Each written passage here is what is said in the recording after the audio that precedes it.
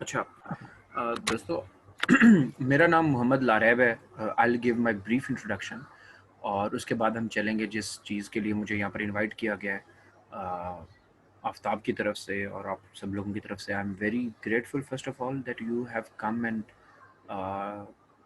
participating in this whole session. I'm Mohammad Lareb. I have been graduated in History and Political Science from Government College University Lahore. Then I went to Quaid-e-Azam University and I did my MPhil in Quaid-e-Azam University from National Institute of Pakistan Study NIPS. I got चले I was gold medalist there. उसके बाद I did CSS. It was my first attempt with Aftab जो मेरी CSS हुआ। मेरा पहला attempt था 2019 की मैंने अटेम्प्ट दी और उसमें अल्हम्दुलिल्लाह I got allocated in Inland Revenue Service.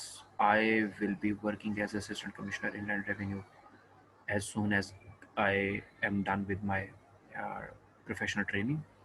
उसके बाद मेरी नौकरी शुरू हो जाएगी और इसके साथ साथ from last 1 year I have been teaching Pakistan affairs at FAST National University. 1 साल हो गया मैं वहाँ भी पढ़ाया एज लेक्चरर और उसके बाद फिर मैंने वहाँ पर रिज़ाइन कर दिया क्योंकि मेरी नई नौकरी शुरू हो रही। आज जो मुझे आफ्ताब ने यहाँ पर इनवाइट किया, Aftab is an excellent scholar, is an excellent officer, will be an excellent officer obviously, and he's very close to my heart as a friend. और मैं I could not रिफ्यूज़, मैं उसने मुझे ऑप्शन ही नहीं दिया रिफ्यूज़ करने का। मुझे उन्होंने ज़बरदस्ती भी कहा कि भाई आपने ये एक लेक्चर देना है और इंटरेक्ट करना है, मेरे कुछ स्टूडेंट्स हैं उनके साथ। तो आज जो जिस चीज़ के लिए मुझे बुलाया गया शायद आप लोगों को पहले कम्युनिकेट कर दिया गया होगा। एक टॉपिक है पाकिस्तान अफेयर्स का, बहुत ट्रिकी सा है, शायद पूरे कोर्स में सबसे ट्रिकी टॉपिक यही है। जो पाकिस्तान की आइडियोलॉजी है, नज़रिया पाकिस्तान है और मोहम्मद अली जिन्ना और अल्लामा मोहम्मद इकबाल इस बारे में क्या सोचते हैं वगैरह वगैरह। अच्छा, मैं कुछ थोड़ा सा पहले ये बता दूं कि ये हमारा लेक्चर जो मैं अभी दे रहा हूँ ये किस तरह से आगे चलेगा। ऐसा है कि मैं कुछ चीज़ें आप लोगों को दिखा भी रहूँगा स्लाइड्स पे, कुछ मैं बता भी रहूँगा और मैं आप लोगों से एक्सपेक्ट करूँगा कि आप लोग इस 1 घंटे को या 1.5 घंटे को अपने लिए कीमती बना लें और आप सबके पास पेंसिल पेन कॉपी होनी चाहिए। You should note what I am saying, what I am telling you. आप लोगों में से बहुत सारे लोग वो होंगे जिन लोगों ने ऑलरेडी तैयारी की हुई है, जिन लोगों ने ऑलरेडी ये टॉपिक कहीं ना कहीं से किसी न किसी तरीके से कवर किया होगा। वो बहुत सारे लोगों के लिए बिल्कुल नया होगा। आप लोगों को जहाँ पर कन्फ्यूजन हो, जो सवाल हो, कहीं पर आप लोगों को लग रहा हो कि सर गलत बोल रहे हैं या मुझे लग रहा है कि सर गलत हैं या सर तो बहुत ही अजीब बात कर रहे हैं या सर बहुत तेज़ी से बोल रहे हैं और मुझे समझ नहीं आ रही है, तो यू कैन रेज हैंड्स। आपके पास यहाँ पर ऑप्शन होता है, मेरे ख्याल से आप लोगों को पता होगा जूम ऑपरेट करने वाले लोगों को कि यहाँ पर आप लोगों के पास ऑप्शन होगा, you will raise hand, I will call your name. मैं आपका नाम लूँगा तो फिर आप लोग मुझसे सवाल पूछिएगा और मैं आप लोगों के सवाल का जवाब दूँगा। यहाँ तक किसी को कोई कन्फ्यूजन हो तो मुझसे पूछ सकते हैं, कुछ ऐड करना चाहें तो मुझे बता भी सकते हैं। उसके बाद हम फॉर्मली ये शुरू करते हैं कि किस तरह से पाकिस्तान बना, क्यों बना, क्या वजह थी बनाने की, हम इकट्ठे रह रहे थे, खुश खुरम थे, क्यों आखिर हमें ज़रूरत पड़ गई, मोहम्मद अली जिन्ना को क्यों ख्याल आया, इकबाल ने क्यों ख्वाब देखा, वगैरह वगैरह। ये सारी बात पर हम बात करते हैं। मुझे होस्ट बना दिया गया, थैंक यू सो मच सिप्टल। मैं आप लोगों के साथ स्क्रीन शेयर करता हूँ।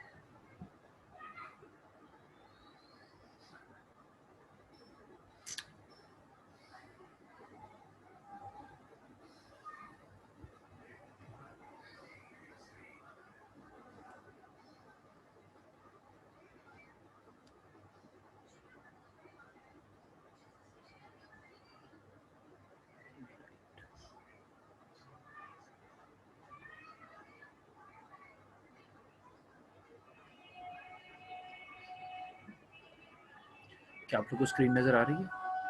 Somebody can give me green signal to go. जी सर, नजर आ रही है। Thank you so much. अच्छा दोस्त, सबसे पहले तो आप लोगों को मुझे चले मैं ये फीडबैक नहीं लेता, क्लास लंबी हो जाएगी और टाइम ज़ाया हो जाएगा। मैं सिर्फ पूछना ही चाह रहा था कि शायद आप लोगों को कितना कोई पता है कि नज़रिया किसको कहते हैं, आइडियोलॉजी किसको कहते हैं, लेकिन विल स्किप दैट पार्ट। मैं खुद इस पे आऊँगा कि आप लोगों ने नज़रिया का नहीं भी आइडिया तो अब आप लोग को आइडिया हो जाएगा। व्हाट एग्जैक्टली इज, अच्छा एक बात, सॉरी मैं लेक्चर शुरू करने से पहले बता रहा हूँ कि देखिए लेक्चर दो किस्म के होते हैं। एक लेक्चर वो होता है जो आप लोगों की नॉलेज बढ़ाने के लिए, आप लोगों को कोई नई बात बताने के लिए, या आप लोगों को एक पूरी डिबेट का मतलब एक मरकजी ख्याल बताने के लिए, ये पूरी डिबेट आप लोगों के सामने रखने का एक तरीका होता है लेक्चर का। एक लेक्चर उस तरह से दिया जाता है। दूसरा तरीका ये है कि मैं आप लोगों को सिर्फ और सिर्फ CSS में आने वाले सवाल का जवाब बता दूं कि CSS में जब सवाल आएगा तो आपने जवाब में क्या क्या लिखना होगा, कौन कौन सी हेडिंग्स देनी होंगी, किस किस को कोट करना होगा, क्या बात लिखनी होगी, क्या बात नहीं लिखनी होगी। ये अलग तरीका है, मैं वो तरीका नहीं आजमा रहा। I just want to tell you कि आइडियोलॉजी होती क्या है, पाकिस्तान की आइडियोलॉजी क्या है, मोहम्मद अली जिन्ना इसको कैसे देखते थे, अल्लामा मोहम्मद इकबाल इसको कैसे देखते थे, चीज़ें किस तरह से अनरोल हुई। I will tell you that. इसके बाद मैं आप लोगों, अगर चाहोगे तो आप लोग मुझसे सवाल जब करोगे और जब सवाल जवाब होंगे तब मैं आप लोगों को बताऊंगा कि पेपर में क्या लिखा जा सकता है और क्या लिखा नहीं जा सकता है, राइट। तो इससे इस तरह की बात एक्सपेक्ट मत कीजिएगा कि मैं आप लोगों के सामने कोई आउटलाइन रख रहा हूँ बनी बनाई, आप लोग वो आउटलाइन को छापा मार लोगे, कॉपी कर लोगे और वही आप पेपर में अटेम्प्ट करके आ जाओगे। That's not possible, that's not viable. Why? Because paper में सवाल एक तरह से आता नहीं है। पेपर में सवाल बहुत मुख्तलिफ किस्म के एंगल से पूछा जाता है। अगर आपको मैं यहाँ पर एक आउटलाइन बना के देता हूँ, आप वो कॉपी कर लेते हो अपने पास और कल को पेपर में लिखने की ये वो करते हो आप अपना, यानी कि यू सेट एम के यही वाली चीज़ मैं उठाकर वहाँ लिख दूंगा या लिख दूंगी, तो आपका सवाल गलत हो जाएगा। क्यों? क्योंकि उसने कुछ पता नहीं है कि उसने पेपर में किस तरह का एंगल मांगा होगा आपसे और किस तरह की बात कही पूछी गई होगी आपसे। तो जब आपको पूरी डिबेट का पता होगा तो everything will be in the back of your mind, and this is the best strategy for Pakistan affairs, for English essay, for whatever paper you are attempting, कि क्या आप बहुत सारा नॉलेज अपने बैक ऑफ द माइंड में लेकर जाते हो और उस बैक ऑफ द माइंड में जो नॉलेज पड़ा होता है उसको आप पेपर में अपने उसको हाजिर दिमागी के साथ इंगेज करते हो। सवाल आता है और आप सवाल को समझते हो और फिर अपने जो आपने का जो जो बैक ऑफ द माइंड में जितना भी नॉलेज पड़ा हुआ है उसको उठा कर लेकर आते हो कि यहाँ पर क्या चीज रेलेवेंट है और मैंने यहाँ क्या पुट करना है। तो मैं आपको बहुत सारी चीजें आज बता दूंगा, वो अपने दिमाग में बिठानी है।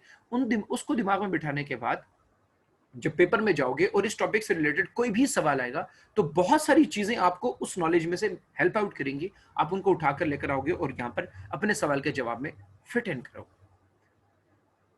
अब आगे चलते हैं। आइडियोलॉजी होती क्या है? हमने मुताला पाकिस्तान में 12वीं जमात तक, 10वीं जमात तक हम सब ने बहुत तफसील से शायद पढ़ा था, लेकिन आज तक हमें समझ नहीं आई है और आनी भी नहीं चाहिए, क्योंकि वहाँ पर जिस तरह से पढ़ाया जाता है, मैंने भी वैसे ही पढ़ा था। एक चीज़ की रटा लगवाया जाता है कि नज़रिए की डेफिनेशन क्या होती है वगैरह। आपने रटा नहीं लगाना। ये इंतहाई इंपॉर्टेंट, इंतहाई आसान और इंतहाई इंटरेस्टिंग टॉपिक है पूरे पाकिस्तान अफेयर्स का। शायद बहुत सारे टॉपिक्स आपके इंटरेस्ट के नहीं होंगे, यानी कि हिस्ट्री है, मुगल्स क्या कर रहे हैं, मोहम्मद बिन कासिम कैसे आया वगैरह वगैरह, these are very boring. The very interesting topic is ideology of Pakistan. वो है क्या? मैं पहले ये बताऊंगा कि आइडियोलॉजी होती क्या, फिर मैं चलता हूँ कि पाकिस्तान की आइडियोलॉजी क्या है। Ideology of any group of people constitute shared beliefs, speculations, ideas, interpretations, approaches and understandings and explanations and arguments. All set of all these things is called an ideology. A set of all these things is called an ideology of that group of people in a specific time and space. Every word that I have written in this definition is very important and is worth बहुत सारा गौर फिक्र। ठीक है, अब देखें ये बातें सारी ये ऐसी नॉर्मेटिव सी स्टेटमेंट नहीं है जो मैंने आपके सामने लिख दी है। एक एक लफ्ज पे आप गौर करें। आइडियोलॉजी किसी भी लोगों के ग्रुप पर मुश्तमिल सोच का नाम है। वो लोग किसी भी टाइम में किसी भी स्पेस में मौजूद हो सकते हैं। वो अगर कुछ बिलीव्स शेयर कर रहे हैं, कोई स्पेकुलेशंस शेयर कर रहे हैं, कुछ ख्यालात हैं, आइडियाज हैं, कुछ इंटरप्रिटेशंस हैं किसी चीज की, किसी इवेंट की, कुछ अप्रोचेस हैं कि किस तरह से हमने लेकर चलना है अपने फ्यूचर को, अपने प्रेजेंट को, अपने पास्ट को, कुछ अंडरस्टैंडिंग्स हैं किसी एक इवेंट के बारे में, कुछ बहुत सारे इवेंट्स के बारे में, और कुछ एक्सप्लेनेशंस या आर्गुमेंट्स हैं। अगर कुछ लोगों का एक ग्रुप ये सब कुछ शेयर कर रहा है, ये सब कुछ उसे यानी कि बहुत सारे लोगों का आपस में मिलता है, तो इसको, उस मिलने वाले बिलीफ को, उस मिलने वाली स्पेकुलेशन को, उस आइडिया को, इस इंटरप्रिटेशन को हम आइडियोलॉजी कहते हैं। एक सेट बना लेते हैं बहुत सारे बिलीफ्स का, बहुत सारे स्पेकुलेशंस का, अप्रोचेस का, अंडरस्टैंडिंग्स का, उस पूरे सेट का नाम हम कोई एक खास आइडियोलॉजी रख लेते हैं। अब आप मुझसे पूछ सकते हैं सर वो लोगों का ग्रुप कितना होना चाहिए, 5 लोग होने चाहिए या 500 लोग होने चाहिए या 5 लाख लोग होने चाहिए? इसकी कोई लिमिट नहीं है। देखें लीगली इसका कोई, इस वर्ड की कोई लिमिटेशन नहीं है। आप ये कह तो सकते हैं कि आइडियोलॉजी, हम 5 जो दोस्त हैं ना हमारी ये आइडियोलॉजी है, लेकिन ये कहना किसी हद तक गलत है। उसकी वजह क्या है? एक आइडियोलॉजी का लीगल मीनिंग है जो डिक्शनरी में है, उसमें तो आप पर लिमिट नहीं है कि आप कितने लोगों को ग्रुप बना रहे हो, लेकिन जो इसका आइडियोलॉजी का यूज हुआ है over the period of time, जो इस वर्ड का यूज हुआ है पूरी हिस्ट्री में, वो 5 लोगों के लिए नहीं हुआ। वो आपके पास कंसिडरेबल मेजॉरिटी होनी चाहिए, कंसिडरेबल लोगों का एक ग्रुप होना चाहिए। कंसिडरेबल लोगों का ग्रुप 2 लाख हो सकता है, 20,000 हो सकता है, 50,000 हो सकता है, यानी कि इतने लोग जरूर हों कि वो आप उसको आइडियोलॉजी का वर्ड कह सकें। अगर आप लोग थोड़े लोग हैं, जैसे 5 लोग हैं, 10 लोग हैं, तो आप ये कह सकते हैं हम 10 लोगों का ये आइडिया है। You want call it an ideology. आप लोग अगर प्लीज अपना माइक म्यूट कर दें तो I would not be disturbed. Sheetal आप देख रहे हैं? हाँ, थैंक यू। तो उस ग्रुप ऑफ आइडियाज को हम आइडियोलॉजी कहते थे। अब ये आइडियोलॉजी ऑफ पाकिस्तान हम क्यों कहते हैं? आइडियोलॉजी ऑफ पाकिस्तान हम इस लिहाज से कहते हैं कि जब पाकिस्तान बन रहा था, या हमारे पुरखे पाकिस्तान बना रहे थे, हमारे फोर फादर्स पाकिस्तान बना रहे थे, तो उनके जहन में क्या ख्यालात थे, क्यों बनाना चाहते थे ये मुल्क, क्या जरूरत पेश आई, किन ख्यालात की बुनियाद पर उन्होंने ये नारा लगाया कि हमें तो अलग मुल्क चाहिए, हम तो कंबाइंड इंडिया में हिंदुओं के साथ, मेजॉरिटी ऑफ हिंदूज के साथ नहीं रहेंगे, हम लोगों को तो अलग रहना है, हमारी वगैरह वगैरह। ये इस पूरे कॉन्सेप्ट को, वो जो उस टाइम एंड स्पेस में था, कौन से टाइम एंड स्पेस में, 1940s में, 1930s में, 1920s में, 1947 तक, जो इस टाइम में वहां के उन लोगों का, उस ग्रुप ऑफ लोगों की जो आइडियाज और बिलीव्स थे, जो लोग अलग मुल्क बनाना चाहते थे पाकिस्तान के नाम से, उनके सेट ऑफ बिलीव्स को जब आप स्टडी करते हो, उसको हम कहते हैं आइडियोलॉजी ऑफ पाकिस्तान। वो क्या थी, वो क्या बिलीव्स थे, वो क्या ख्यालात थे, ये अलग डिबेट है, ये हम आगे जाकर करते हैं कि वो क्या ख्यालात थे और फिर वो ख्यालात पैदा ही क्यों हुए। ये भी हमारे सवाल का जवाब है, ये भी हम आगे चल के देखते हैं। मैं फिर बता रहा हूं, जहां पर आप लोगों को बात समझ नहीं आ रही है, ऊपर से गुजर गई है, एंड मुमकिन है कि बहुत सारी बातें आपके ऊपर से गुजर रही हो, तो आप लोगों ने मुझे वहां रोक लेना है। You should raise your hands, I will call your name and I will take your questions. अच्छा, अब हम थोड़ा सा, मैं आपको ये भी बता दूं कि ये आइडियोलॉजी का वर्ड निकला कहां से है, इसकी एपिस्टेमोलॉजी, ओंटोलॉजी क्या है, कि कहां ये वर्ड पहली दफा किसने इंट्रोड्यूस कराया, इसका मतलब क्या था, लघुवी मतलब क्या है इसका, लघुवी मतलब, the word ideology is composed of 2 Greek words, that is ideos and logos. It literally means the science of study of ideas. ठीक है? The term ideology was coined by, and यार बहुत मुश्किल लफ्ज है, छोड़ो इसको, जरा स्किप करो, फ्रेंच वर्ड है, डी ट्रेसी कह लो, during French revolution. French revolution के दौरान एक फिलसफी थे जिन्होंने आइडियोलॉजी की ये वाली डेफिनेशन फर्स्ट टाइम कॉइन की। ये फ्रेंच रेवोल्यूशन बेटा 1789 के करीब है, यानी कि मैं आपको थोड़ा टाइम इसलिए बता रहा हूँ ताकि आपको पता चले कि इस वर्ड की हिस्ट्री इतनी पुरानी है। इट्स 1789, 200 साल बाद हम आइडियोलॉजी ऑफ पाकिस्तान, तकरीबन 250 साल बाद आइडियोलॉजी ऑफ पाकिस्तान पर बात करेंगे, जो ideology of Pakistan. Justice Mohammad Munir एक बहुत मशहूर शख्सियत है पाकिस्तान की, जस्टिस रहे थे, और उन्होंने 2 किताबें भी लिखी, फ्रॉम जिन्ना टू ज़िया और वगैरह वगैरह। उन्होंने एक डेफिनेशन पेश की। Justice Mohammad Munir explained it as the science of as a science which deals with beliefs, notions and theories.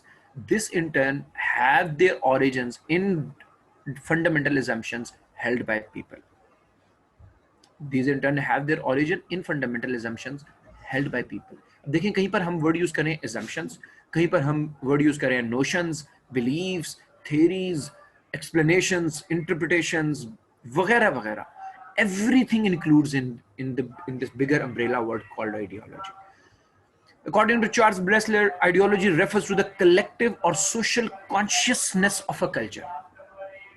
बात समझ आ रही है कि एक कल्चर है, कुछ लोगों ने मिलकर बनाया है, एक सकाफत है, और उस सकाफत की जो सोशल कॉन्शियसनेस है, जो समाजी बेदारी है, जो समाजी अवेयरनेस है, जो समाजी तौर पर बिलीफ लोग एक ही शेयर करते हैं। मिसाल के तौर पे, चले मैं आपको एक एग्जांपल देता हूँ। मिसाल के तौर पे कहा जाता है, ये बात मतलब है, जब ये एक स्वीपिंग स्टेटमेंट दे रहा हूं लेकिन सिर्फ आपको समझाने के लिए कह रहा हूं, कहा जाता है कि खैबर पख्तूनख्वा के लोग या जो ट्राइबल एजेंसीज के लोग हैं, ये लोग औरत के पर्दे को बहुत सीरियसली लेते हैं और इस बात को दे मेक श्योर कि औरत पर्दा करेगी, और उनके यहाँ जो पर्दा पर्टिकुलर किस्म का पर्दा है वो उसी पर जोर देते हैं कि उस तरह का पर्दा होना चाहिए। ये उनके कल्चर का हिस्सा है।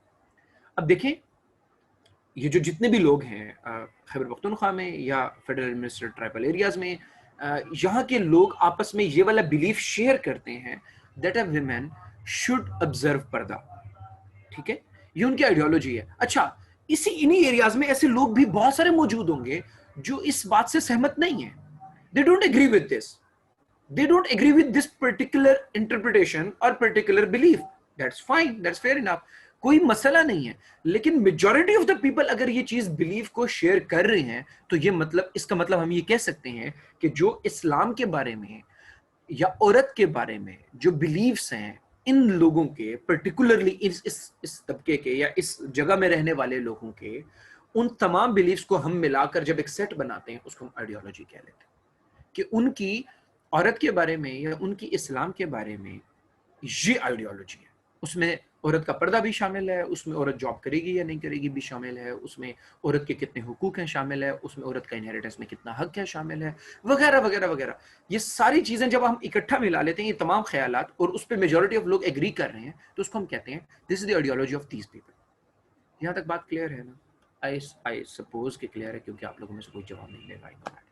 अच्छा, नेचर और प्रोपेगेशन क्या है, थ्योरी की या सॉरी आइडियोलॉजी की नेचर क्या होती है, और आइडियोलॉजी किस तरह से प्रोपेगेट की जाती है। मिसाल के तौर पर आइडियोलॉजी इज नॉट समथिंग कि वो अल्लाह की तरफ से उतरी हुई है, ऑलरेडी मौजूद है। कुछ लोग ये कहते हैं ना कि आइडियोलॉजी तो बस एक कल्चर का हिस्सा होती है, मैं पैदा होता हूँ वही आइडियोलॉजी में अडॉप्ट कर लेता हूँ और वैसी ही चलती रहती है। ऐसा नहीं होता। आइडियोलॉजी बनाई जाती है, बनाई भी जा सकती है, उसकी तबलीग भी की जा सकती है, और मुख्तलिफ तरीकों से उसको लोगों पर मुसल्लत भी किया जा सकता है, और किया गया है। मैं एक स्टेटमेंट पढ़ रहा हूँ, इसको जरा गौर से सुनिएगा। ये मैंने लिखी है, थोड़ी सी शायद मुश्किल अंग्रेजी हो आप लोगों के लिए, लेकिन आप इसको समझने की कोशिश कीजिएगा। Ideology of any society according to an Italian Marxist philosopher Antonio Gramsci is hegemonic. वो कहते हैं आइडियोलॉजी इन इटसेल्फ, उसकी नेचर हेजेमोनिक है, वो लोगों पर हेजमनी की तौर पे मुसल्लत की जाती है। कौन मुसल्लत करता है? आगे बता रहे, any set of ideas popular among people at any period of time is held superior and popular by the hegemonic power of that society. वो कहते हैं जो भी बिलीफ पॉपुलर है, जो भी पॉपुलर बिलीफ है किसी एक जगह पे रहने वाले लोगों के दरमियान, उनके जहनों में कोई एक बिलीफ पॉपुलर है, सब लोग उस पर एग्री कर रहे हैं, तो वो ये कहते हैं इसको, इस पॉपुलैरिटी, इस बिलीफ को इस पॉपुलैरिटी की सिचुएशन पे लाने के लिए जो जो ये कौन लेकर आया है, ये उस सोसाइटी में एक हेजेमोनिक पावर होगी जो इस बिलीफ को ऊपर तक लेकर आई है, जो इस बिलीफ पर लोगों को एग्री कर पाई है, जो कन्विंस कर पाई है लोगों को इस बिलीफ पर। वो कोई एक पावर होगी। वो पावर कोई भी हो सकती है। वो पावर कोई एक तबका हो सकता है, कोई अमीर लोग हो सकते हैं, वो पावर कोई एक प्रोफेशन हो सकता है, वो पावर कोई एक कोई और ग्रुप ऑफ पीपल हो सकता है, किसी और लिहाज से ग्रुप ऑफ पीपल हो सकता है। उनके पास पावर है, उनके पास वो सारे सोर्सेज और रिसोर्सेज हैं जिनसे उन्होंने किसी एक खास बिलीफ को लोगों पर मुसल्लत करना है, लोगों को उस पर कन्विंस करना है, लोगों को उस पर एग्री करवाना है। मुख्तलिफ तरीकों से वो लोगों के जहनों में वो बात डालते हैं और वो बिलीफ जो है वो पॉपुलर हो जाता है। वो किस तरह से जहनों में डालते हैं, ये मुमकिन, इसके और तरीके हैं।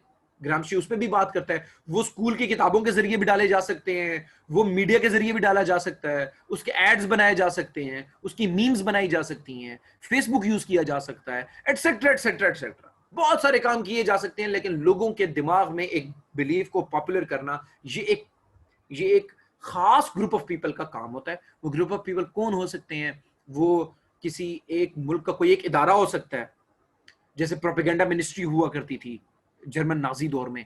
जर्मन्स के पास जो जो हिटलर का दौर था उसमें एक प्रोपेगेंडा मिनिस्ट्री बनाई हुई थी, वो ये काम करती थी कि लोगों पर कोई एक बिलीफ को उसमें पॉपुलर करना होता था। इसी तरह से कोई एक इदारा हो सकता है, कोई कुछ ग्रुप अमीर लोगों का तबका हो सकता है वगैरह, जैसे फैशन है। मिसाल के तौर पे मैं एक मिसाल देता हूँ, आपको शायद बातें समझ आ जाएंगी। जैसे मिसाल के तौर पे आप कहते हो कि ये वाली जीन्स आजकल इन है, ये वाला जूतों का स्टाइल आजकल इन है। किसने आपको बताया कि ये इन है? आपको क्यों लगता है कि ये इन है? आपको किसी ने घर में आके तबलीग तो नहीं की ना कि आपने इस दफा जाना है तो इस दफा आपने हील पहननी है, और हील भी वो 2.5 इंच वाली हील आजकल इन है जो आगे से बंद हो वगैरह वगैरह। मैं वैसे ये बात कर रहा हूं। अच्छा, आपको किसी ने घर में आकर ये नहीं बताया कि लड़कों को कि भाई तुमने ये वाला हेयर कट बनाना है, ये आजकल इन है। आपने कहीं से तो ये बात सीखी है ना कि ये चीज इन है। कहां से सीखी है? मॉडल्स को देखा होगा, एक्टर्स को देखा होगा, फेसबुक पे लोगों को देखा होगा, क्या बार्बर की शॉप पे जाते होंगे तो बहुत सारे बड़े मॉडल की तस्वीर लगी होगी, आपको अच्छा लग गया होगा वगैरह वगैरह। ये वो सारे तरीके हैं जो आजमाए जा रहे हैं आपके दरमियान एक पर्टिकुलर फैशन को इन करवाने के लिए। कौन कर रहा है? मिसाल के तौर पे एक जीन्स है, बड़ी इन है, रिप जीन्स जैसे हुआ करती थी, यहां से आगे से फटी हुई होती है, वो बड़ी इन है। आप ये समझते हैं इन है, आपको कैसे पता चला? आपने टीवी पे देखी इन है, आपने एक्टर्स को देखा पहनी हुई है तो इन है। कौन इन करवा रहा है? वो जो जी ओहो ओहो कॉल शायद खत्म होने वाला है। कॉल का टाइम 10 मिनट रह गया हमारे पास। अच्छा, मैं दोबारा लिंक भेज दूंगा, उसमें कोई इशू नहीं। ठीक है ठीक है ठीक है। यार सिप्तुल गरीबों वाला काम किया हुआ है माजरत के साथ। नहीं, ये जो पेड उसकी वो होती है ना, जूम की सब्सक्रिप्शन, उस पर you can have longer classes. लेकिन मेरे जैसा सिप्तुल भी मेरे जैसे ही है कि उन्होंने कहा यार ऐसे ही काम चलाओ। मैं भी ऐसे ही काम चलाता हूँ बाय द वे। अच्छा, वो डिस्टॉर्शन आ गया, I am sorry, very sorry. Jeans जो है ना, देखें, अगर आपको लग रहा है ये जीन्स इन है, तो ये किसने इन करवाई है? ये जीन्स की कंपनी के मालिक ने इन करवाई है, ताकि आप उसकी जीन्स ज्यादा से ज्यादा खरीदो।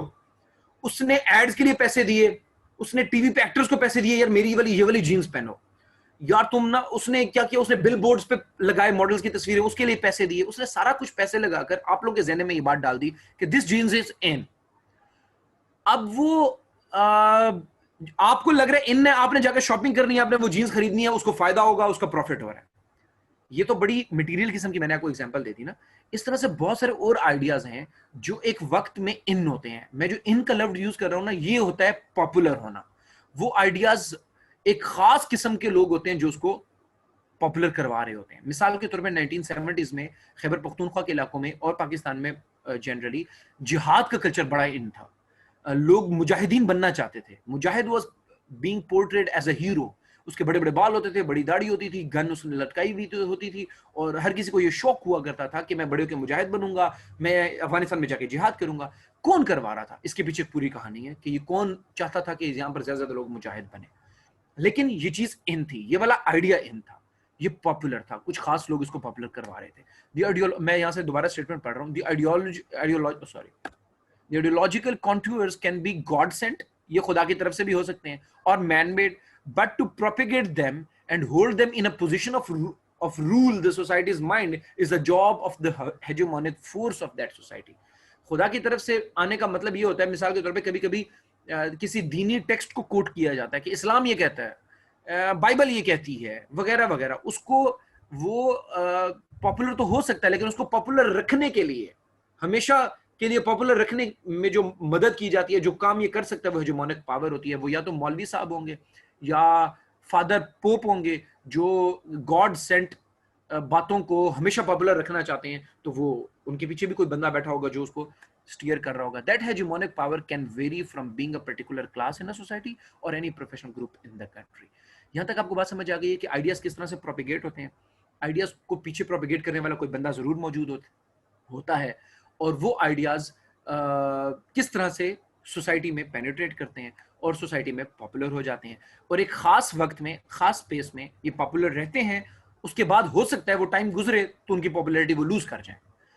हमारा आज का जो टॉपिक है वो ये है कि कौन से आइडियाज पाकिस्तान बनने के वक्त, जो उस वक्त के मुसलमान थे, जो नया मुल्क बनाना चाहते थे, उनके दरमियान कौन से आइडियाज पॉपुलर थे, वो क्यों पॉपुलर थे, उनको पीछे कौन पॉपुलर कर रहा था, और मोहम्मद अली जिन्ना और अल्लामा मोहम्मद इकबाल उन आइडियाज को कैसे देखते थे। हमारा टॉपिक आज का ये होगा।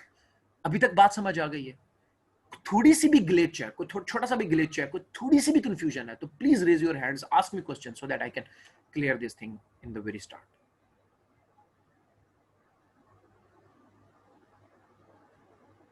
वाओ, आई थिंक सबको बहुत अच्छी समझ आ रही है। सर क्लियर है। थैंक यू नायला, बहुत शुक्रिया। आगे चलते हैं। अच्छा, आप लोग ना जब सामने स्लाइड आती है तो फौरन स्लाइड पे ना लिखना, उसको छापना शुरू कर देते हो। स्लाइड में बाद में दिखाता हूँ, पहले मैं जरा ये बता दूं कि आइडियोलॉजी ऑफ पाकिस्तान का हम जायजा जब लेते हैं तो हम 1940s के दौर में जायजा ले रहे होते हैं कि 1940 के आसपास, 1942 में, 1944 में, 1947 में और 1937 में, यही आसपास के टाइम पे लोग क्या सोच रहे थे। हालांकि ऐसा मुमकिन नहीं होता। When you have to analyse something, any event in the history, you go back to its origin, you trace it back in the history. So if you don't know that history, you can't actually analyze properly that particular event. So when we are trying to analyze and understand the ideology of Pakistan, which was very famous in the 1940s, we will have to trace it back in the history. जो उस वक्त की 20th century की at least जो history थी, हमें उसमें उसको ट्रेस बैक करना पड़ेगा। जी, कोई सवाल तो नहीं था किसी का? अच्छा, अब मैं एक हेडिंग यहाँ पर लिखी हुई है, political and ideological background of Indian political theatre. इसका मतलब ये है इस हेडिंग का कि जो इंडिया में सियासी थिएटर सजा हुआ था। क्या मतलब इस बात का? जो इंडियन पॉलिटिक्स थी, जो इंडिया में पॉलिटिक्स हो रही थी, जो कांग्रेस कर रही थी, जो मुस्लिम लीग कर रही थी, उसके बैकग्राउंड में आइडियोलॉजिकल जो फुटिंग्स थी वो क्या थी, जो आइडियोलॉजिकल इंस्पिरेशंस थी वो क्या थी उस पूरे पॉलिटिकल एक्टिविटीज के पीछे, जो पॉलिटिकल एक्टिविटीज कांग्रेस कर रही थी या मुस्लिम लीग कर रही थी विद इन इंडिया। सबसे पहला पॉइंट यहां पर है, first world war and nationalistic sentiments in the Europe. अच्छा, अब मैं थोड़ा सा पीछे चला गया हूं। आपको जो मैंने बात आज तक बताई थी, अभी तक बताई है, उसको आप जरा बैक ऑफ द माइंड में रखें और उसके बाद यहां पर इस नई डिबेट को जरा हजम करने की कोशिश करें।